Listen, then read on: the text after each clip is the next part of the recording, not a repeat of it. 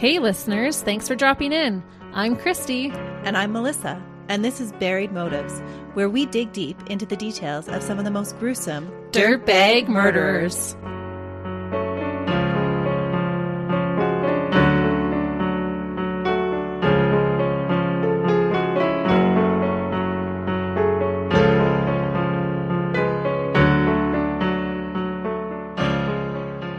Hey listeners. Welcome back to Buried Motives. We are glad that you are with us today because it's our second anniversary, right? It is. We recently brought you our 100th episode, which now brings us to another milestone, which is our second birthday. We have been chatting with you all about the most gruesome dirtbags for 2 years. It's hard to believe. It is hard to believe that it's been that many episodes. It's true. So we just wanted to say thanks to all of you for sticking with us and telling your friends, because sharing is caring. We love it when you share our podcast and give us reviews. It's much appreciated. I just can't believe there's this many dirtbags to cover. We haven't even scratched the surface 2 years in. It's true. I feel like we could do this for 20 years and still not run out of dirtbags. It's just crazy. It is. And for today's case, you have something special for our birthday, don't you? Well, I do. Since we are celebrating 2 years, I decided I couldn't just bring us one dirtbag today. I had to bring you two. But this killer duo is unlike any we have covered. Typically, we cover a love-struck duo or two perverted creeps. But today, I am bringing you a mother and son combo straight out of the crime vault. No way. It's very unique. And you know how we talk about killers having unusual relationships with their mothers? This is definitely going to fall under that category. You know what it has me thinking about is when we did that locked room in my basement and we put up that picture of the mother that was breastfeeding her son in was it the Wendy's? Yeah, and he was like in his 30s or something. Yes. Such an unusual mother-son relationship. Yeah. That's all I can think of. That's who I'm picturing right now. So as you tell this case, that's who I'm going to be thinking about. Now I will be too. Actually, I won't because I know so much about these guys, but I can see why you would think that, and hang on to your boots because this one's probably going to leave a lasting impression as well. This mother's greed and entitlement mixed with her lack of care for another's well-being is bad enough, but seeing how she raised another human to be just like her is deplorable and really gives a solid argument to the nurture side of the nature-nurture debate. She molded herself a partner in crime. That's just crazy, but it makes me wonder why it doesn't happen more often. It's true. I think usually dirtbags are hiding their crimes from their families more often than putting it right out there and getting them to join in. Right. They're wearing that mask that we talked about last week. Totally. I am not convinced that this son would have turned out the way that he did had he not been under his mother's influence. That being said, he did what he did, and I believe he got what he deserved. Many people disagree with me, so I am curious what you and our listeners will think. I'm already leaning towards, if he's an adult, he's an adult. Yeah, that's how I feel with it. But I do see the point that had he not been under his mom's thumb, he probably wouldn't have turned out this way. So he was totally manipulated? Oh, totally. And unable to make his own choices? No, I feel like he's responsible for his choices. You still know right from wrong. I guess it's that debate of whether knowing right from wrong is intrinsic or not. Or is it something that you're taught? True, but when you're hiding your actions, you know it's wrong. That is very true. We'll see what you think by the end. We are covering the case of Sante and Kenny Kimes. To do this, we need to start with Sante. I am going to go over details in her childhood that will mimic a lot of what happens in her adult life, which I found super interesting to see these parallels. And just as a little disclaimer here, half of the documentaries and things that I saw, news programs, said Sante and the other said Sante. So I'm just going with Sante, but if I say it the other way, that's just what it's going to be. It was hard to get a proper pronunciation for her. And it probably depends on who's presenting it. Right. And even from very reliable sources, it was differing. Sante was born on July 24th, 1934 in Oklahoma City in the United States of America. She was the third born out of 4 children to Mary Gertrude Van Horn and Prama Mahendra Singhs. Mary was born in Illinois and was of Irish and Dutch descent. Prama was born in Punjab, India, and then immigrated first into Canada and then into the United States, where he met his wife. At the time, many people, including Mary's family, were not thrilled about the idea of an interracial couple, which is really sad. People need to stop that. When Sante was just a toddler, the family moved to Southern California. Soon afterwards, in 1934, when Sante was only 3, her father abandoned his family. Mary was left on her own to raise 4 small children. And this is where I'm going to add another disclaimer. There were differing accounts as to what happens next in Sante's childhood. I found interviews with Sante's sister, a university study, Sante herself, and accounts written by her firstborn son. They seem to differ slightly, so I did my best to piece it together. And I think that's common because you just have so many different people's perceptions of what they had heard or what they knew. Exactly, and what they're willing to even talk about. Right. Some accounts claim that Mary had turned to sex work to support her family.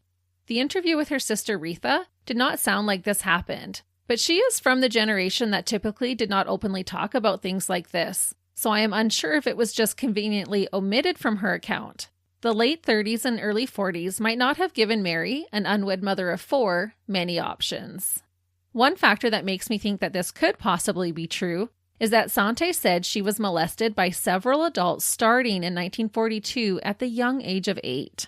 This molestation was not an isolated event and was committed by multiple men. If Mary had men coming and going from their home, this could explain the elevated risk that Sante was being subjected to. I can see how that would happen. Another factor that I think supports this idea is that eventually it is said that all 4 children were removed from the home. Some were placed in foster care and others were even adopted, including Sante. Again, though, I did not hear the sister Retha speak about her mother being in sex work. She made it sound more like Sante was just always a troublemaker, and this was not an untrue statement. She absolutely was a troublemaker. Retha recalled on an A&E documentary that Sante would say to her, quote, "It's time for the fire," and then would hold a lit match underneath each one of her sister's fingers. If Sante felt like Retha did not endure this torture the right way, she would start the process of going from finger to finger all over again. What? Yeah. At what age? This is young. This is under 10. And she just liked to inflict pain? She does. Ooh, that's disturbing. And Retha said, yeah, if I did it wrong, she had to start over. What's the right way to endure pain like that? I don't know. Maybe if she flinched or pulled her hand away, she didn't elaborate. Wow. Retha also stated that Sante loved to torture the animals on the farm that they grew up on. While the goats were tied up, Sante would take hat pins and shove them into the hind quarters of the goats. Hat pins were commonly used during that time. They typically had a decorative head, and the pin part itself would average between 6 and 8 inches in length. So not a tiny little pin are we talking about. No, that would cause so much pain. And then even afterwards, how did they live through the infection part? I don't know. Sante would also target the farm dogs. She would catch one and then clip clothespins on their noses, ears, and genitals. Retha said, quote, "My sister enjoyed hurting living things." And I'm sure many of you likely noticed, but these behaviors, fire and animal cruelty, give Sante 2 checks out of the 3 in the McDonald triad. I didn't read any reports of bedwetting being an issue. So I think it was just the 2 out of 3. 2 out of 3 ain't bad. Or in this case, is bad. It is bad. This is when you don't want points. While at school, Sante was targeted for being part Indian. So sadly, she did not have any friends. School was rough, but home was even worse. Retha disclosed that Sante and their older brother seemed to be too close for comfort. Ooh. They openly caressed one another, and Sante would sit on his lap. It's so hard, though, when you have a child that's sexually molested at such a young age. That just becomes almost an acceptable behavior.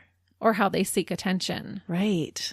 It was said that they were uncomfortably physical with one another, and it is strongly suspected that they were having an incestuous relationship. Sante and Retha were removed from their mother's care due to neglect and were placed in a home for girls, which I think just means an orphanage. At this point, I believe her brother and other sibling were already gone from the home. I'm not sure if they were removed or moved out on their own by then. Mary eventually picked her girls up and took off to Los Angeles. They moved into a small place above a factory in a rough neighborhood. The owner felt sorry for them and let them live there rent-free. Oh, that was kind. It was. Retha stated that this new move did not help Sante's behavior. She said that Sante would explode into a fit of uncontrollable rage at least twice a day, and the reasons for these outbursts were commonly due to Sante not getting what she wanted. Because of this, Mary would often give in and just give Sante whatever she asked for. And we will see this pattern of behavior in her adult life as well. She would just pull temper tantrums? Yeah, do whatever she had to do to get what she wanted. Huh. And was there any reports of any developmental delays of why she couldn't process things in a more acceptable manner? No, I didn't read any of those types of reports for her. I don't think any were completed, and I don't think it was suspected. My guess is she was being raped from age 8 and didn't know how to deal with those feelings. That would make sense. And they were taken away from neglect, so she was probably kind of off on her own. In 1947, Sante met a couple who felt sorry for her and wanted to give her a better home life. This couple was well off financially. They owned a successful movie theater and pop shop in Studio City, which I have to say are two of my favorite things. This couple were not able to care for Sante themselves, but they did introduce her to the woman's sister and brother-in-law, Mary and Ed Chambers. Mary and Ed lived in Carson City, Nevada. They wanted to adopt Sante, and Sante's birth mother, Mary, did not resist the idea at all. She was like, here, take her. Because she was such a problem child? Right. Retha said that the day the Chambers left with Sante, they danced in celebration. Oh, ouch. Right? But it does tell you a little bit about what kind of force she was in their home. Yeah, but you think as a mom, you'd at least shed a tear. I don't know if you'd be dancing in celebration. I don't know. There are some days, Christy. We all have those days, but that was just surprising to me to learn that they actually danced as soon as she left. That is surprising. Yeah, it reminded me of The Wizard of Oz, the song about the witch being dead. And they're all dancing and excited. Well, it sounds like she was quite a handful. She was. But usually as a parent, you want to help your child, not just farm them off to somebody else. Not that we're mom shaming, but... Sometimes you just feel like you have to, like somebody else will just be better at this job. Right. But I would still feel sad if that was the case. I don't know that I'd be celebrating. Ed worked for the Nevada Army National Guard, and Mary was a bookkeeper. Sante was around 12 or 13 when they adopted her. Not only did she gain new parents, but she also gained a new brother, Howard. The Chambers had previously adopted him. He was 7 years old when Sante joined their family, so she got a little brother. This new family of Santes were considered socialites in their community. Despite Ed having a bit of a drinking problem, they had money and were always on the invite list. Sante was in her glory, and with this new status, she even changed her name for a time to Sandy Chambers. I will say that Sante was a beautiful girl in her youth and young adulthood. She was conventionally very attractive. However, possibly stemming from her being left out because of her olive skin tone at her previous school, Sante started to wear white powder on her face. She could also now wear expensive and trendy clothing to help her fit in. Did it work? It did. For Sante, she was living a true life rags to riches story. She went from being Orphan Annie to living with Daddy Warbucks. Her newfound confidence helped her make friends for the first time. So this all sounds pretty positive. It does, but it's not going to stay that way. Obviously. But where does it go wrong? It goes very wrong. The rags to riches story just ends when it's all good. But sometimes it's not always what it seems. Sante should have been in her glory, but instead she resorted back to her sadistic ways. Now with some type of popularity, she became the bully. One of her school victims recalled that she had people hold him down while she pulled off his shoe and sock and placed a match between his toes. She would then light the match so it would burn between his toes. He said he could tell she got enjoyment out of his pain. That's beyond being the mean girl. Oh, for sure it is. Sante became best friends with a girl named Ruth. Others stated that Sante used her because she could control her. Ruth would do and go along with anything Sante suggested. Sante enjoyed having a minion to control. Sante's shenanigans soon turned criminal when she was caught shoplifting at age 16 in 1950. Sante stole a lipstick despite having the money to pay for it. Sante didn't face any repercussions for her shoplifting, And my assumption is because of her family name. Do you think it would have made a difference had she faced repercussions for her actions or been held accountable? Or do you think she's just off the deep end and it doesn't matter what's going to happen? She's just going to do what she wants to do. I 100% believe it would not have made a difference because she does face some repercussions in her life and it doesn't make a difference. Although her new family life sounded like a dream for Sante and looked picture perfect on the outside, according to a couple of accounts that I found, Sante was being raped repeatedly by her adoptive father, Ed. Oh. This would have likely added more fuel to her already concerning behaviors. That's always frustrating when they have this rough life, they get this second chance, and the same thing happens. Is that why he wanted to adopt a daughter? Maybe. That's just so disturbing. And a just getting into her teens kind of daughter. The reports I read said it took place for a couple of years. In 1952, Sante graduated high school and moved back to California with her bestie Ruth. The two took a secretarial course together in California. They moved around a bit, from Sacramento to San Francisco and then to Santa Barbara. In Santa Barbara, the two friends took a journalism class together at the University of California. In 1955, at the age of 21, Sante took out a credit card in Ruth's boyfriend's father's name. Oh. And racked up $400 worth of purchases. Today, that's over $4,500 US and over 6,000 Canadian. That's a good chunk of change. It is. Instead of facing the consequences, Sante decided to just take off, leaving her friends to deal with the mess. Oh, she just has no accountability whatsoever. No. And it just shows that although Ruth felt that Sante was her best friend, Sante really didn't care about Ruth. No. And with her upbringing, it's understandable that she just can't make those attachments. Right. While still in California, Sante met a man named Lee Powers, and the two quickly fell for one another. They dated for a year until Lee graduated college. At that time, he decided to join the army. Worried that she was going to lose him, Sante lied to him and said that she was pregnant. He did what he thought was the right thing and married Sante on May 9th, 1956. She trapped him? She totally trapped him. And it soon became obvious that his new bride was not pregnant. But Lee stayed with her despite her lie. It was said that he never even confronted her about it. What? In 1957, Lee told his wife that he wanted to become a teacher. And this was not good enough for Sante. She did not want to be a struggling housewife of a teacher's wage, and so she divorced the man whom she had trapped only a year earlier. She basically chewed him up and spit him out.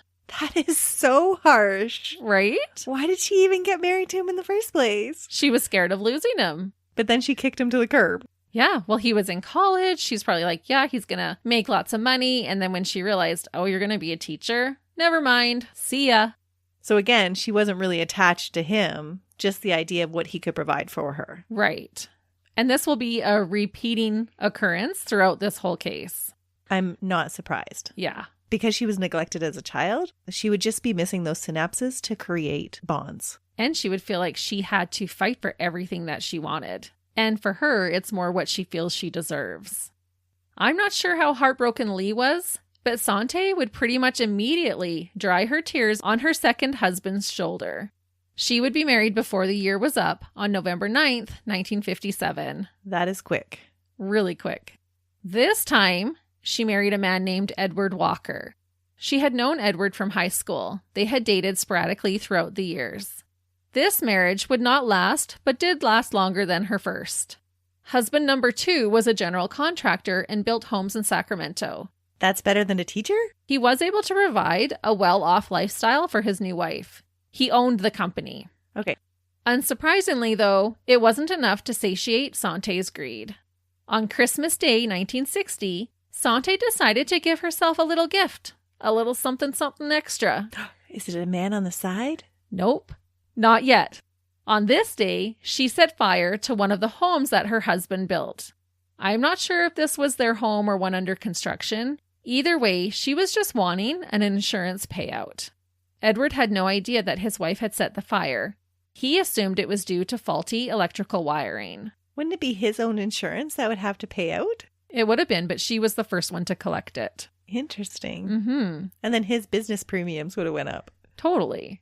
But this is just the beginning. Even though the entire house didn't burn down, Sante's scheme worked, and they collected an insurance payout of $10,000. Today, this is over $100,000 US and over $136,000 Canadian. Also in 1960, Sante was arrested when she was caught stealing a hairdryer. Something that she could totally afford. Yep, again, she did have the money to pay for it. Stealing the hairdryer was not an isolated incident. She continued to have sticky fingers and would lift meaningless items that she didn't even really need. And I questioned, was she bored? Did she feel entitled? Or did she just crave the thrill? There's probably a little bit of each of those. Probably. You were going to say it's probably both, Yeah, weren't but you? there was more than 2 options, though. It was all of them. Around this time, she also changed her name from Sandy back to Sante. Edward was starting to notice a change in her. She was showing her true colors, maybe. You can only uphold the mask for so long. Exactly. Mysterious fires continued to be set on different job sites of Edward's, causing damage to many of the houses he was building. And guess who was first in line to collect the insurance payouts? I don't understand why it's her. It was Sante. Was she pulling out the insurance on them? I'm not sure how it worked, or maybe as his wife, she was able to collect them. I don't understand why the business wouldn't be collecting them. I know. But it was reported in every account that she was the one collecting those. That is so interesting. If this wasn't bad enough, Sante decided that not only did she need more money and items, but she also needed more men. It was only a matter of time, really. Yep. She started stepping out on Edward, even with his wealthy business partners.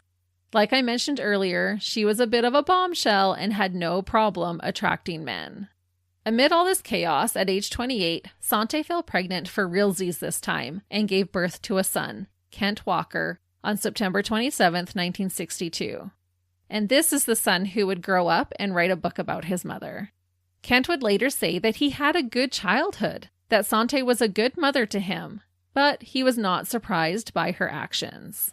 Okay. So she was able to separate those things. She actually took really good care of him. He said, I was always well taken care for. I had birthday parties and no abuse going on with him. So she's got like this dual personality going on? I guess. Or he fit her need. One of her little possessions is probably more what I think it was. Right. She could dress him up, tell him what to do. She got the attention. Yeah. In 1967, Sante decided that husband number 2 could no longer give her everything she wanted, so she left him and filed for divorce, which was finalized 2 years later in 1969. This is going to be really unusual for this time period of the woman leaving the man. Oh, yeah. And so many times. Yeah. And just basically like a man-eater, literally chewing them up and spitting them out. Just using them for what she wants them for. And then, see ya. Yeah, as soon as she's done with him, okay, bye. I don't need you anymore. However, Sante seemed to have the attitude of, I don't want him, but I don't want anyone else to have him either. She's possessive. She's greedy. She's a greedy little dirtbag. This was proven when she smashed Edward's window one day in 1968 and attacked him while looking for his new girlfriend. And I can just picture it. She was probably like, where is she? Where is she? Edward wasn't really her intended target. So a few weeks later, she finally tracked down Edward's girlfriend in a parking lot and let her have it, even dragging her on the ground by her hair. But she had already divorced the guy. Yeah, it was during the proceedings. She didn't want him, but she didn't want anyone else to have him either. Wow. I know, that poor girlfriend. Could you imagine? I don't know if any new relationship would be worth that. Well, at least wait till the guy is fully divorced. That's true. Well, they had been separated it took 2 years. Oh, okay. Yeah. So it's not like she's knocking right on the heels of Sante. I'm not sure, to be honest, when they got together, but she had moved on too. She had a boyfriend. Yeah, it's totally true. I can just envision the drama of that. Right? I shouldn't laugh. But you know when people are like, oh, my ex is crazy? Edward's ex really was crazy. On Christmas Eve of the following year, Sante got her then boyfriend to shoot blanks with her at Edward on a mountain road. What? To justify this, she said he had turned on her. There is a lot of chaotic things that took place over the next few years, but we do not have the time to go over them all. Just know it was more of the same. Theft, fires, and mayhem. She was wild and brutal about it. How did she convince her boyfriend to go shoot at somebody else? She must have had some kind of charm about her. It was said that she could use what the good Lord gave her to get what she wanted for men. She had that power over them. The feminine wiles. Right?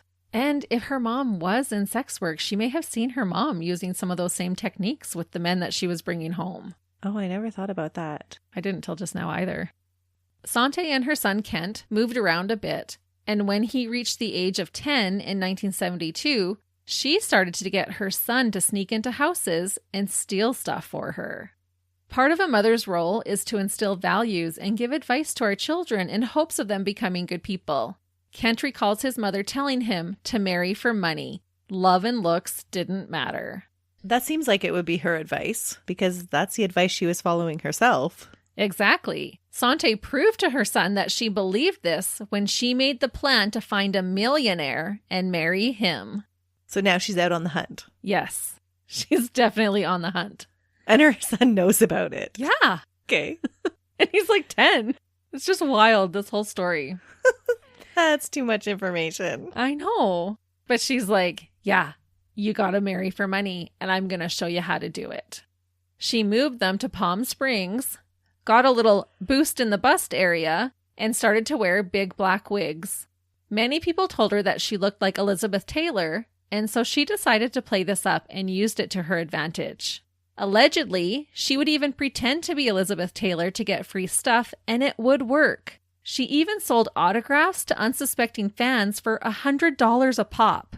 She looked that much like her? She really did. She had this all eyes on me, bigger than life personality, and easily passed as a celebrity. That is wild. Mm-hmm.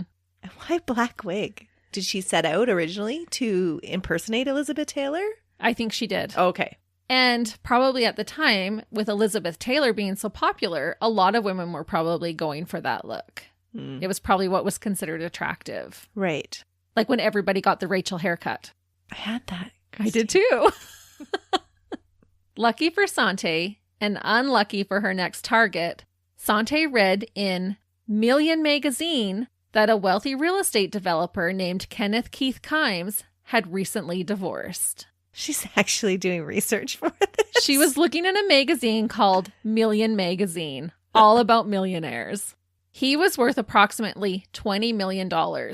Today, over $123 million US and almost $164 million Canadian. She wasn't messing around. Sante saw dollar signs. She wholeheartedly believed that she deserved to be a millionaire's wife. My guess is she was thumbing through the magazine, shopping for a man she could win. And he's just been divorced, so maybe he's feeling a little bit vulnerable? Yeah, like, oh, don't worry, baby. I'll make you feel better. Now pass me that Amex card. I'll go buy something nice to put on. Right. But she actually did have her work set out for her. Kenneth was 17 years older than Sante and had 2 children, I believe both sons, from his previous marriage. He was adamant that he did not want to get married again, and his fortune was to be willed to his kids. Sante had to chase after Kenneth for an entire year. He was said to be an alcoholic, and so she used this to her manipulative advantage. She would aggressively flirt with him. She even went as far to mostly wear white when she found out that that was his favorite color. Her persistence paid off, and in 1971, Sante and her son Kent moved in with her target. Moving in is different than getting married. It's true. Sante was in her glory, living the life of luxury with her new beau. They were rubbing elbows with the elite, and she was lavishing in it. She had even swindled her way into meeting political figures and being photographed with them. She would like crash parties and stuff. After 4 years of trying to convince Kenneth to marry her, she decided to do the same thing she had done to trap her first husband, only this time she did get pregnant. Apparently, Kenneth had told friends prior to this that Sante was so beautiful, but he knew she wanted his fortune, so he would not marry her. He wanted his estate to go to his children. He wanted his fortune left to his children, but now Sante is about to have one of his children. That was totally her thinking behind it. On March 24th, 1975, at the age of 40, Sante gave birth to her second son and future partner in crime, Kenneth Kimes Jr. And I think even giving him his father's name was strategic. It would be. Totally. He was named after his father, but was always called Kenny. At this point in the relationship, everyone just treated Sante as Kenneth's wife. If you are wondering how her first son fit into this equation, he eventually didn't. In 1975, Kent was caught stealing surfboards. Sante was mad at him for getting caught, not for stealing the boards. She taught him better than that, Christy. She taught him how to steal and how not to get caught. Yep. She's like, if you're going to steal, you better not get caught. So that's what she was mad about. Well, and probably, too, that it would wreck this new reputation that she's got going on. Right. In June of that same year, she dropped off Kent with one of Kenneth's nephews. She was only supposed to be gone for a few hours, but left him there for an entire month. He would have been only around 13 years old. And he still says he had a good childhood? He did. The family moved to Honolulu that same year, but by then Kent had had his fill of his mother and wanted to live with his father.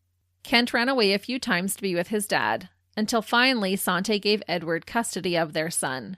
One report said that he stayed in Hawaii, but I think him going to live with his dad is the correct report.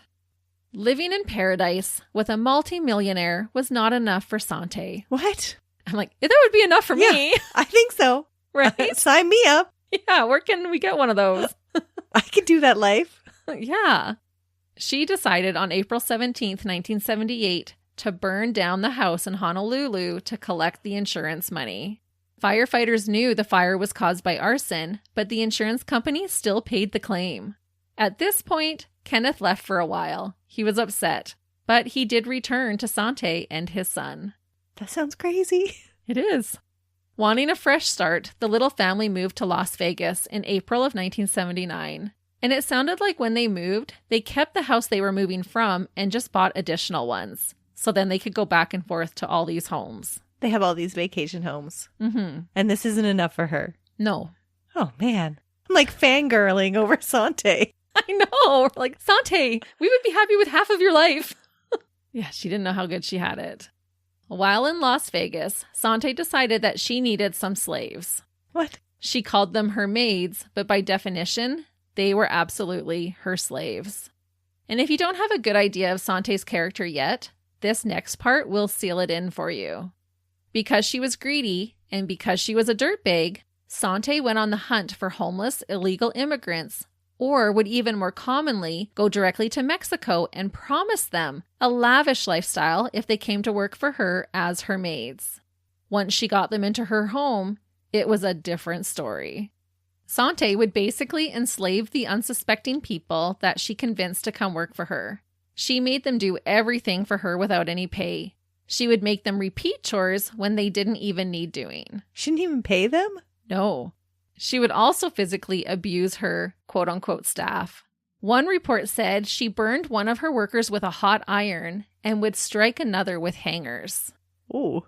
That's vicious. To keep them under her thumb and enduring her abuse, Sante threatened to report them to immigration if they fled or told anyone. They probably would have been better off. That's what I thought too. Kenneth was aware of what was happening, but turned a blind eye. No. He did. She was essentially keeping them imprisoned in their home, and he just continued business like usual. He was probably happy that it was keeping her from shoplifting and causing a scene for him. Yeah, or causing fires. True. Sante liked to show off how many maids she had. She told a friend, quote, "They are my slaves and I love them." The maids called her the Dragon Lady. Surprised it was only that. It was not a two-way love. Sante believed they deserved to be slaves and that she deserved to be waited on hand and foot.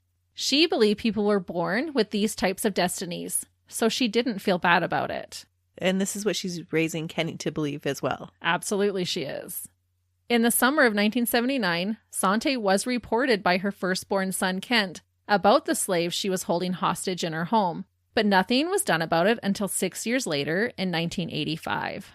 During that summer, a maid that Sante had smuggled in from Mexico managed to escape and blew the whistle regardless of the threats against her. Sante and Kenneth were both charged with federal slavery, 17 counts of involuntary servitude, and transporting illegal aliens. How brave of that one person. Right? Yeah, I can't imagine how scary that would have been for that maid. 7 maids testified at the trial saying they were not allowed to leave the premises from their multiple different homes. They had to work 24/7, between 19 and 20 hours, typically a day, without time off. They did not get paid for their work and were beaten and abused by Sante. Kenneth pled guilty to get a reduced charge. He was given equivalent to 3 years probation and had to pay a hefty fine of $70,000. Sante, on the other hand, was sentenced to serve 5 years in prison. There are a few other things, though, to note prior to and during Sante going to prison. By this time, Sante and Kenneth had had a ceremony of sorts in Vegas. Some say it wasn't a legal marriage, and more just for show, agreed upon by Kenneth to keep Sante happy. So there's a debate to if they were actually married or not, but it didn't seem like it was official. It wasn't legal. Sante's first grandchild had already been born, fathered by her first son. Leading up to the trial, Sante had escaped from jail and had to be recaptured. How did she escape? I do not know. She charmed the guards? I don't know what she did, but I was not surprised, actually, when I heard that she had escaped from jail. That is crazy. Right?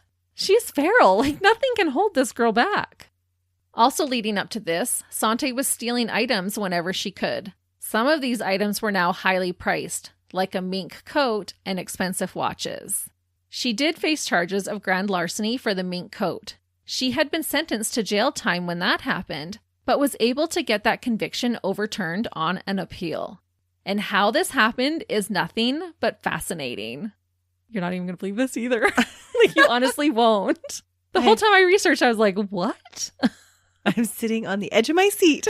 Yeah, and this I hadn't heard in any documentary, but I found it in the appeal document.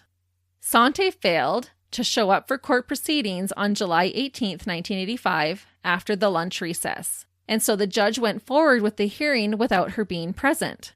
Sante claimed that her reason for missing court was because she was struck by a car. What? Seriously. Was she struck by a car? She was. Oh.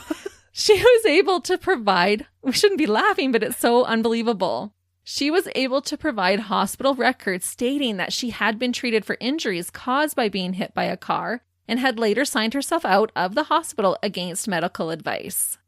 Her defense argued that she hadn't voluntarily waived her right to be present at her own trial, and therefore it shouldn't have gone forward without her. Her constitutional right to face her jury was taken away, and the jury, thinking she didn't care enough to even show back up, likely swayed their decision in finding her guilty that same day. And I just thought, isn't that the most wildest thing ever? I can totally see how it happened, though, now. Yeah. So the judge agreed, and they didn't even retry her. It was just thrown out. That's what I'm a little confused about. Okay, so the appeal gets granted. You retry. They did not. She was originally sentenced the time and didn't have to serve it. I guess the mink coat wasn't worth enough money to do a whole new trial over. It would probably cost more than the mink coat to do a second trial. Well, probably even to do the first. But... True. Concerning her second-born son, Kenny had immediately become the apple of Sante's eye. He was referred to as her little prince. Well, he was her meal ticket, really. Oh, it's true. He was an expensive little investment. She showered him with gifts and affection and believed he could do no wrong. She felt he was too good for regular school and had him taught privately. One of the tutors later stated that Sante had become violent with her when she taught Kenny the story about the little boy who cried wolf. She threatened the tutor to never talk about morals with her son. She said that there was a time to lie and a time not to lie, and that she as his mother would be the one to teach him that. That's quite the stance to take on parenting. Right. But she literally grabbed this tutor by the arm and chucked her on the bed and scolded her. Was this one of her slaves? No, this was the tutor that they had hired for Kenny. And Kenny was just excited to share with his mom and dad about this new story that the tutor had taught him. They had been reading it that day. And she was just so against any exposure to morals that she flipped out. Yeah. Because she's like, this is not a true book. There is a right time to lie. And that's my job as his mom to let him know when. Wow. Yeah. I can see how you were saying that he was kind of groomed for this. Totally. A neighbor said that her child would sometimes play with Kenny. She said about Sante, quote, "You just knew she was strange. The moment you spoke with her, you just didn't want your child to be in her company. She had a condescending attitude." When Kenny was little, she didn't want neighborhood kids to play with him because he was a quote-unquote genius. Okay. So very much this holier-than-thou kind of attitude. Right. Goes along with the condescending nature. Mm-hmm. With Sante officially locked up, she was convicted of 14 counts of slaveholding, escaping from prison, and transporting illegal aliens. Kenneth was now able to finally bond with his son and give him some sort of normalcy. And how did that go over? Really well. Oh, really? This child isn't completely feral like his mom? No, and this is where I feel like Kenny was molded into this, because things go really well during this short period of time. Kenny was 11 when his mother went to a high-security California prison. His father immediately dropped the private tutors and enrolled him in St. Viator's Catholic Elementary School in Las Vegas to start grade 6. Because remember, they had different houses, so he took him to Vegas. And Sante was in California, so I think that was on purpose. He allowed Kenny to play freely with his friends. Kenneth even had a pool installed on the property for them all to play together. His house became the place to hang out.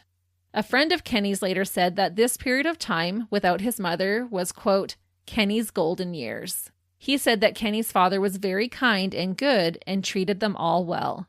Reports indicated that Kenny enjoyed this time. He was happy being out from under his mother's domineering hand. Without his mother around, he was able to develop his own interests. He could play sports and talk to girls, and more importantly, he could finally develop a deeper relationship with his dad. It was said that they became very close during this time. She is not going to like any of this. Oh, she does not. Had Sante stayed in prison, Kenny's life would likely have turned out completely different. Sante was released early on December 11th, 1989, after only serving 3 years for her crimes. Oh, that sucks. And even 5 years was too short of a sentence for enslaving people. As you could likely guess, Sante did not learn her lesson during her time out, and almost immediately was back to her thieving, fire-starting, dirtbaggery ways. She vowed to never go back to prison again. She broke the golden rule. She got caught. That's right. Sante being released was said to be hard on Kenny. His father stepped back and took a submissive role once again with his wife, and Kenny was again under her control. She put a stop to the things that were now taking place in Kenny's life that he enjoyed, calling them bad influences on him. That's the pot calling the kettle black. So ironic. She yanked him from his school and shut down his friendships. It's just so sad. It really is. Allegedly, it was during this time that Sante committed her first murder. However, this was never proven, and she was never charged. She had hired someone to set their Honolulu house on fire, as well as her lawyer's office on fire, because he had papers that could further incriminate her. It is believed by some that she killed a man named Elmer Holmgren because he told a friend about helping to burn the lawyer's office. It is thought that Sante hit him on the back of his head with a hammer inside a car. He was in the front and she was sat behind him. His body was never found, and again, this is alleged, not proven. In July of 1992, Kenneth and Sante again take their shot at a fresh start and move to the Bahamas. Can you imagine getting to just move to a new exotic place every time you get bored or mess up and want a fresh start? That would be so lovely. Right? Like, where should we go?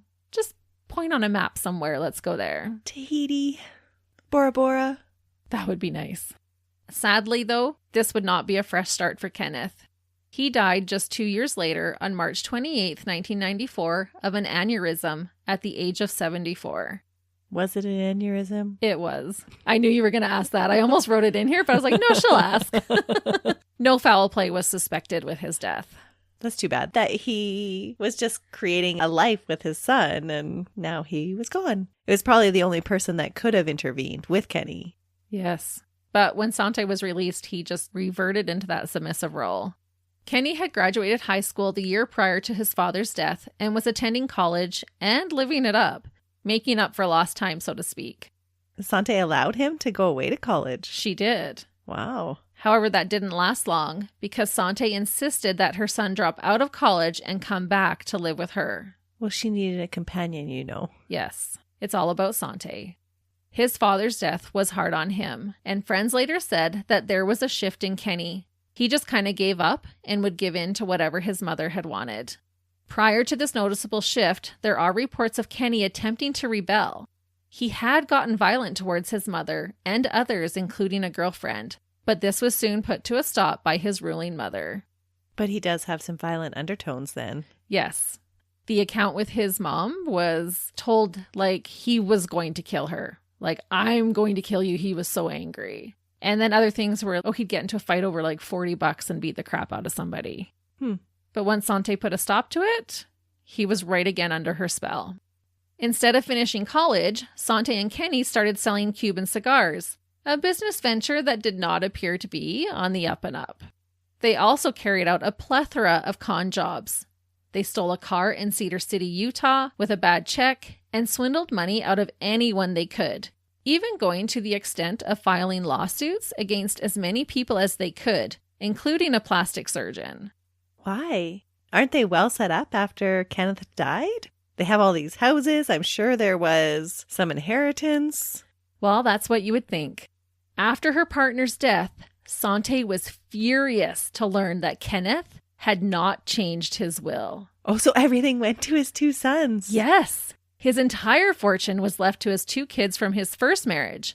Not a dime was left for Sante or her precious Kenny. Well, he was true to his word. Yep. And I don't know if this was intentional or if he just never got around to it. I'm surprised she didn't somehow forge something. Well, she doesn't just give up. Sante was not okay with this and would not take this punch laying down. As we know, she believed she deserved the lifestyle that she had become accustomed to. Sante slyly convinced Kenny to go with her to the Bahamas in 1996. She knew that Kenneth had an offshore bank account there and wanted to try and empty it. She thought she'd be sneaky. An officer of the First Cayman Bank, a 55-year-old man named Syed Bilal Ahmed, was on to them, causing Sante's scheme to go awry. Syed was from the Cayman Islands and traveled to begin looking into the discrepancies between the accounts. He was last seen on September 4th, 1996, having dinner with Sante and Kenny to discuss Kenneth's bank accounts. He had told his family that he was meeting with the Kimes, and restaurant staff were able to confirm that the three of them dined together. That's quite the banker. Well, this is not a small account. It's not a small amount of money. Syed's luggage had been removed from his hotel room, but it was just like he vanished. Sante and Kenny were long gone when police started their investigation.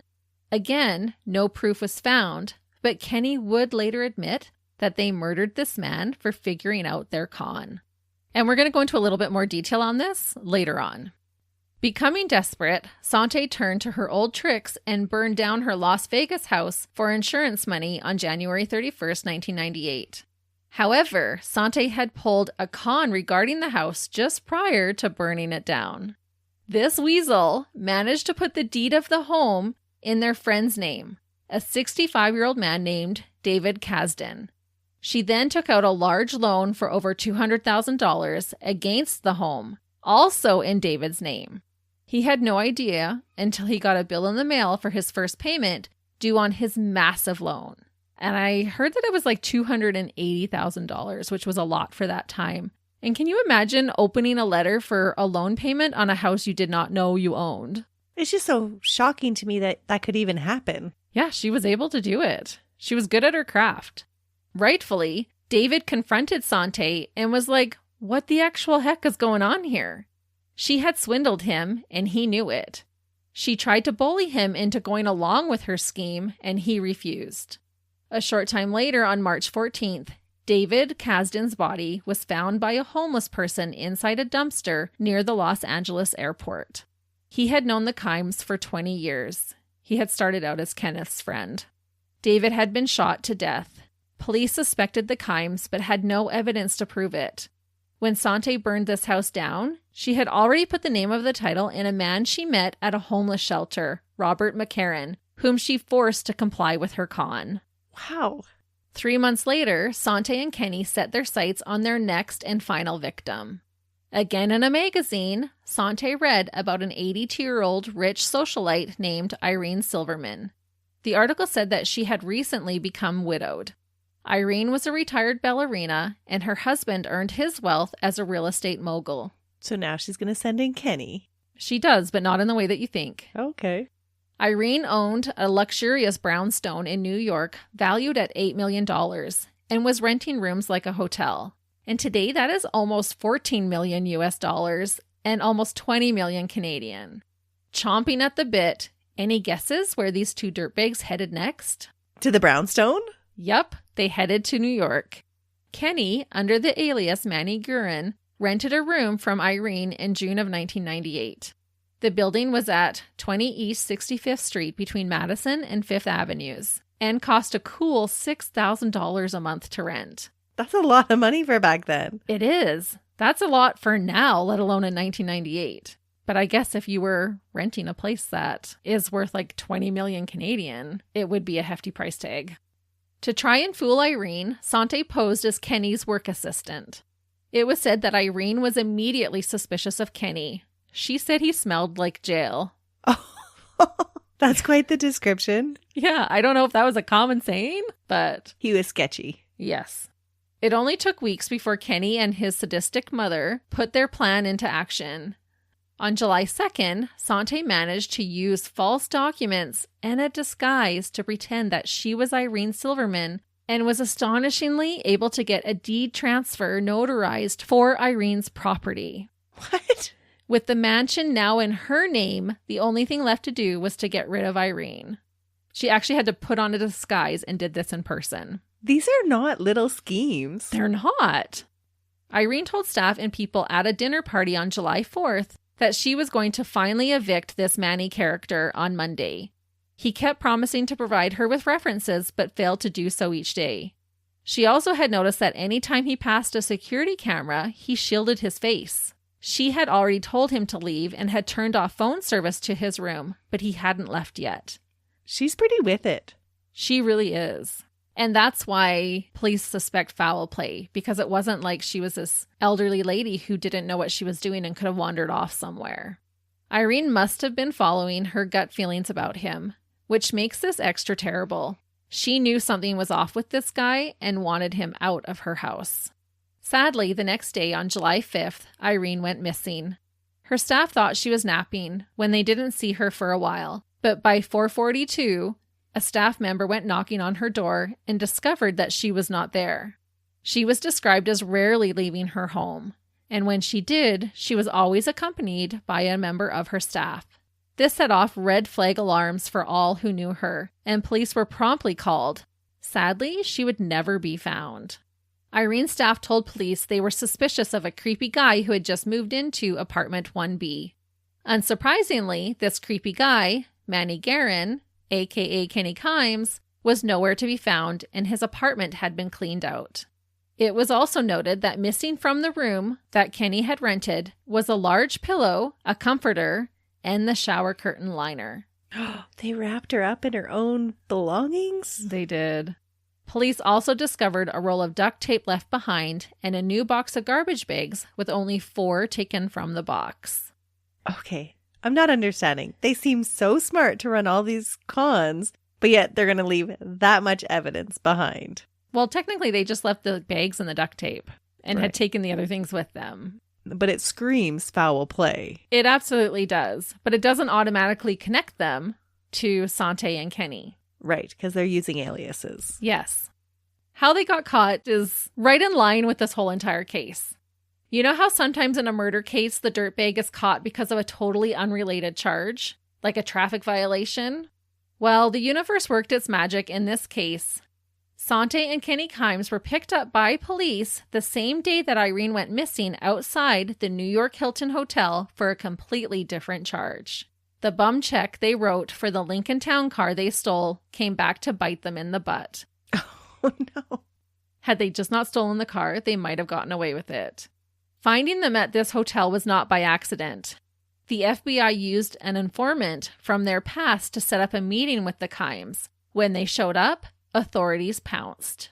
When the car was searched, police were able to find documents and papers linking them to various crimes, including the death of Irene. Sante had even written out detailed plans in multiple notebooks about what they intended to do to Irene. She had also made notes about other crimes they committed. I don't know if this was out of blatant stupidity, or were they pulling so many con jobs that she had to write it all down so she wouldn't mix up details? Or does she just need an outlet to brag about them? Maybe. I think she was trying to keep it all straight.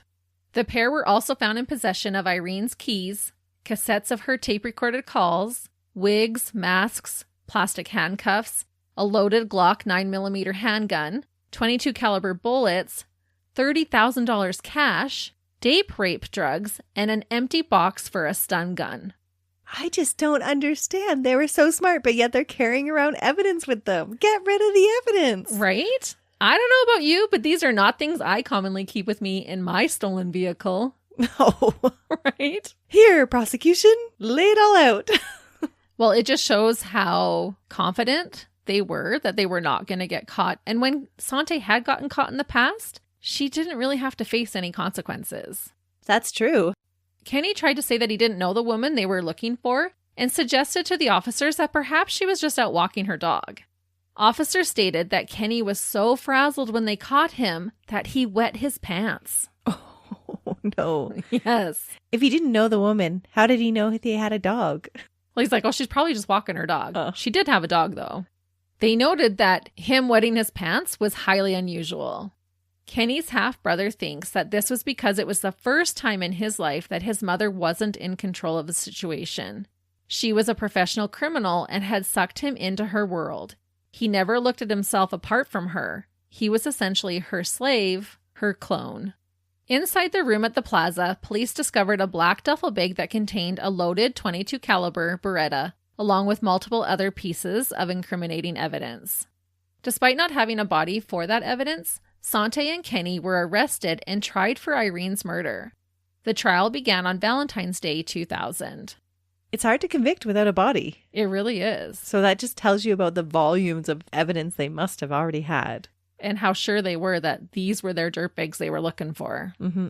Prosecutors were able to argue that the Kimes had motive for murdering Irene.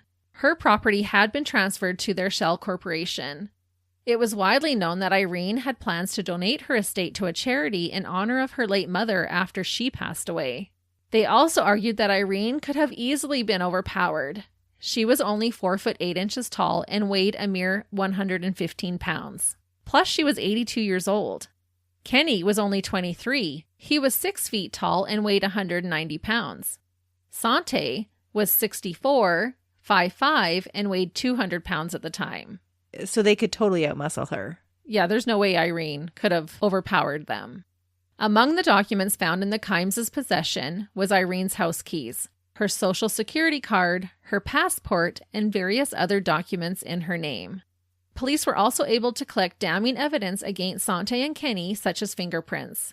Tenants reported seeing Manny and Irene arguing earlier in the day she went missing, and blood was found outside the apartment that belonged to Irene later that night. The killer duo requested a Darden hearing, which would have kept their identities a secret, but that request was denied. The pair also requested being tried separately, but that too was denied. Kenny chose to have legal aid. Sante insisted on representing herself, but was also appointed attorneys. I'm not surprised by that. But I do find it kind of sad that Kenny didn't get his own trial. He's still being lumped in with his mom. Yeah, and it's going to have an effect on his sentencing. Well, because she doesn't seem to have any redeemable qualities about her. No. But I don't feel like that's the case with Kenny. Yeah, I'm interested to see what you're going to think. During proceedings, the judge had to reprimand Sante on more than one occasion. The judge basically told her to shut up at one point and forbade her from speaking to the press. The judge had had enough. Sante just couldn't stop herself from being in the limelight. She wanted all eyes on her. The public had eaten up this story. They were one of the most wanted criminals across the country for so many crimes. Sante claims that along with her gag order, she was also not allowed to testify on her own behalf in court. She's trying to drum up sympathy. Mm-hmm. But the judge had to tell her a few times, like, you have to stop talking. She wouldn't be quiet. She was monologuing. I don't know. She's all about the drama. She's Elizabeth Taylor, you know. Sante and Kenny's story was covered by Barbara Walters. They were interviewed on 60 Minutes, and they played it up for the cameras. Sante tried to claim she was a wealthy grandmother being framed by the FBI. They're wild to watch on these interviews. Did she ever have any contact with her grandchild? She did. Oh, she did? Okay. Yeah, she was involved. She was actually a doting grandma. Oh, interesting. Yeah.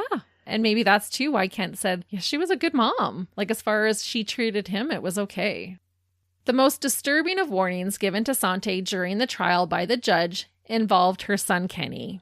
The judge had to tell them to stop holding hands.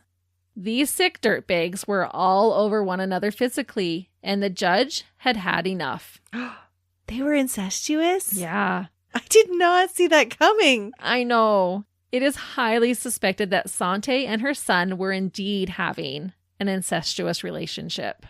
But then it got me thinking, she had done this with her brother as a child, so it likely didn't seem that unusual for her. But all I have to say is yuck. Well, it does add a whole nother aspect of how she could manipulate him. For sure.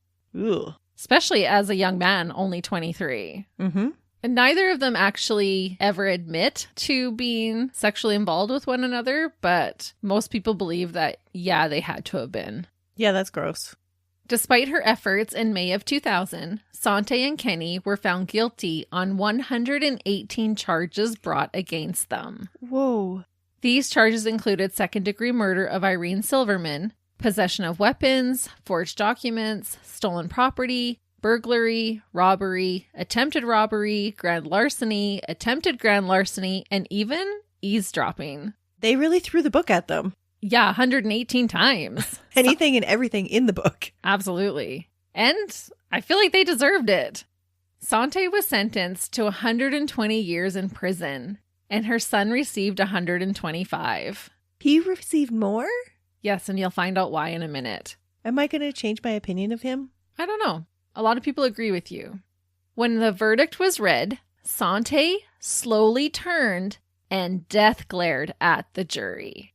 Kenny, on the other hand, burst out into laughter and kept talking while the judge was speaking. He just couldn't control himself. Well, I guess he didn't wet his pants. Yeah, that's true. That's a step up, I guess. I'm sure he was just so overwhelmed that he didn't know what else to do. Yeah, you know how like you can laugh or cry? Yeah. He just burst out into laughter. But it sounded pretty eerie, the look that Sante gave the jury. She just glared. She's going for them next. That's how I would feel if I was them. After being found guilty, the killer duo again turned to the media to try and plead their case. They were interviewed by Larry King on July 19th, 2000 from Rikers Island. They had to be interviewed one after the other because they were not allowed to be in the same room together. Sante was first. She stated that she knew the truth was coming and they would be cleared because they were innocent. She's delusional. She absolutely 100% is. She told Larry that her appeals were going to work. Spoiler alert, none of them do. She said she had to believe that they would work because otherwise, quote, there is not any justice left in the country, Larry. Sounds very memorable.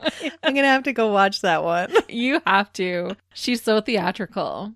She also said, quote, they have made the worst mistake in U.S. justice history. I'm sure several other people would disagree. Yeah. The people that were wrongly convicted, like actually wrongly convicted. Right? The mother and son said that the police manufactured a crime. They didn't even know where the woman was. They said FBI planted evidence to convict them and that Kenny never even lived in Irene's apartment. They said they had met her, but they were only trying to help her. Oh, of course. Because she was a poor widow. Help her out of her millions. Yeah, exactly. Out of her life. Sante denied all her other crimes or blew them off as minor things. She said she didn't have slaves. She was helping immigrants, and they filed civil lawsuits against her to get her money, and she only confessed to it to make it less stressful for her ailing husband. What a saint. What a martyr. She totally plays the victim, and it's infuriating. She called the case a witch hunt against her. She never takes any responsibility. She had a quick response to everything he asked her about. It is clear she mastered the art of being a con artist. When Larry asked how Sante felt about her son, she said, quote, "Let me tell you about Kenny. The only reason I think I'm alive is that I must prove his innocence. Being a parent is the most important thing in the world, and that boy is as innocent and wonderful a son as you could ever pray for. He is in hell. He has done nothing wrong, and I will spend my last breath praying for the public to free my innocent son. He's done nothing. To fight this corrupt system and bring out the truth." She then begs Larry to read the court transcripts. She said when the American people read them, they will know they were framed. Well, Sante, honey, this Canadian girl read the ones I could get my hands on, and I still think you're guilty. Sorry about that. Everybody's going to be jaded about the judge having to tell them to keep your hands off your son. Right? Ugh. When Kenny was interviewed, he started spewing all these alleged facts, as he called them, about how they were falsely accused and convicted. He said it was a publicity stunt because it was election year. They needed someone to pin it on and didn't want to blame a local. Just like his mother, Kenny denied all claims against him and acted outraged at the injustices placed against them. He made it sound absurd that he would kill someone for a mansion. He was like, "How do you even steal a mansion?" Mocking the very idea of it. Except that's exactly what they did. They did, and they knew how to do it. When asked about his mother, he said, quote, "Well, my mom is a wonderful, caring mother, and her world is me, and she is my world." Gross. After this conviction, and despite their public plea, the pair were set to still be sent to California to be tried for the death of David Kasdan. In one radical last-ditch attempt to save his mother, Kenny let his true colors show. He fell on the sword for her? No. What? Not yet. He does, but first, in October of 2000, Kenny grabbed a TV producer and held her hostage by pressing a pen to her neck for 4 hours. What? He did not want his mother to be sent to California because this time the court would be seeking the death penalty. The situation was eventually handled and Kenny was sent to solitary confinement. That is wild. But he was threatening to kill this young TV producer if they were going to send his mom to California. And she was on the next bus out of there to California, right? You're right. They weren't playing these games. The next month, Kenny made a deal to plead guilty to both murders in exchange for the death penalty to be taken off the table for both of them. During this process, he also told police that they had committed a third murder together. I'll summarize very quickly what he admitted about each murder. The bank officer, Syed Bilal Ahmed, was murdered by the two of them drowning him in the bathtub. They then disposed of his body into the ocean. Again, his body was not recovered, and neither one of them were charged with his murder. Under Sante's orders, Kenny shot David Kasdan in the back of the head with a .22 caliber handgun and then threw his body into the dumpster. To subdue Irene, the couple tasered her in the head, and then Kenny strangled her to death. They first wrapped her in the shower curtain and then placed her body in the garbage bags and threw her away. Kenny dumped her remains in a ditch at a construction site in Hoboken, New Jersey, but claimed he could not remember the exact site. Kenny tried to insist that his mother had nothing to do with the murders, but it was clear that even if he was the brawn, his mother was most certainly the brains and mastermind behind all their crimes. This was made certain by her detailed notebooks. There were 17 books in total. And they got them all because she left them in the car. Yep. Both were given life sentences for David's murder. Sante was sent to the Bedford Hills Correctional Facility for Women in New York. Her earliest release date would have been in 2119. Sante and Kenny are also suspected of murdering a woman named Mary Jacqueline Levitz. She was an heiress to a multi-million-dollar estate and went missing from Mississippi in 1995. Her body was never found, and no evidence linked her disappearance to the Kimes, but her case was eerily similar. But Kenny never admitted to that one. He didn't. But he admitted to all the other ones they did? Yes. And I'm not even 100% sure that Sante didn't have a physical involvement in these murders. I think Kenny was falling on the sword and Sante allowed him to. Even if that is exactly how it happened. I just can't say that I'm confident she didn't. Sante Kimes died in prison on May 21st, 2014, at the age of 79. Kenny is still sat, rotting away behind bars. The judge who sentenced Sante said, quote, Sante Kimes is surely the most degenerate defendant who has ever appeared in this courtroom. I will end with quotes from Howard Saffer, the New York police commissioner at the time. He said on Larry King Live about the Kimes, quote, "They're the essence of evil. If you look at every negative that you could put together relative to human beings, people who don't care about others, people who engage in violence, people who steal others people's life savings. You know, if I had to rate the Kimes, scale of 1 to 10, 10 being the worst and 1 being the best, they would be a 10. These are 2 of the most cunning and probably 2 of the most evil criminals that we've ever dealt with." And that is the story of a sick and twisted, thieving, lying, and murdering duo, the Dragon Lady and her son, dirtbags Sante and Kenny Kimes. They are just awful. They are. And if you were thinking this case could be a movie, well, you are right, because it was made into one starring Mary Tyler Moore in 2001. Oh. Among inspiring and being featured on a plethora of other TV shows. There's a lot made about this case. Was there a Law & Order episode about them? There was a Criminal Minds. I don't remember, to be honest, if there was a Law & Order. There might have been.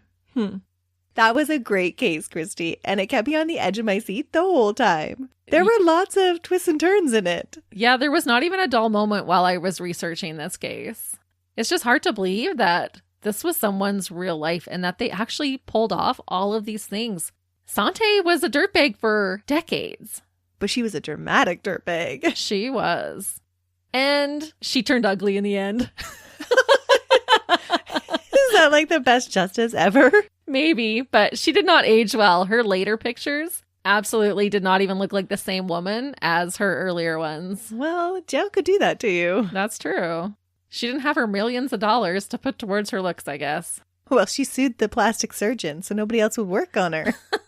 And that wasn't even for a botched job. I think she had gone in for a nose job, and then she claimed that she had fallen off the table or something and got a concussion. Her head had been hit, and that's why she was suing them. So random. Right? Wow, what a crazy case. And we'll be back again next week when I bring you another one. But until then, see ya. Bye.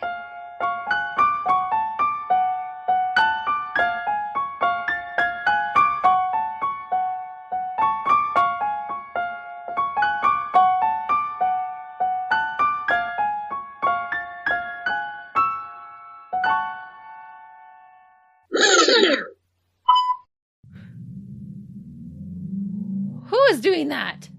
Get out of here. Get out of my town. Sante and her son Kent moved. Sante and her son. Sante is not a fun word to say. She wasn't even nice about it. She. I love that that's your. They weren't even nice when they treated me like a slave. Well, she wasn't. You know, I would want to hit her on the head with my mop. Like, how dare her? She's such a dirtbag, but she just wasn't nice.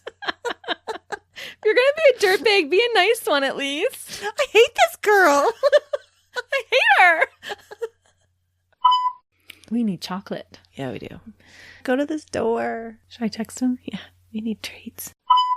It only took weeks before Kenny and his sadistic It only took weeks before Kenny and his sadistic mother put their action into plan. No, put their plan into action. It's getting late, people. It is getting late. We're recording at night. But then I thought,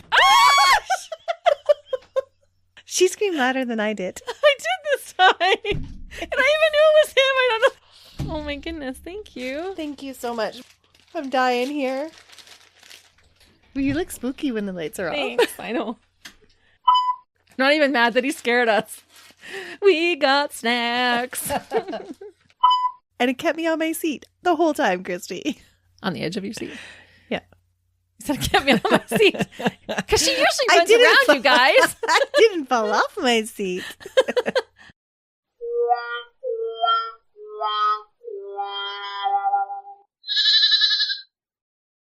Another Sound Off Media Company podcast.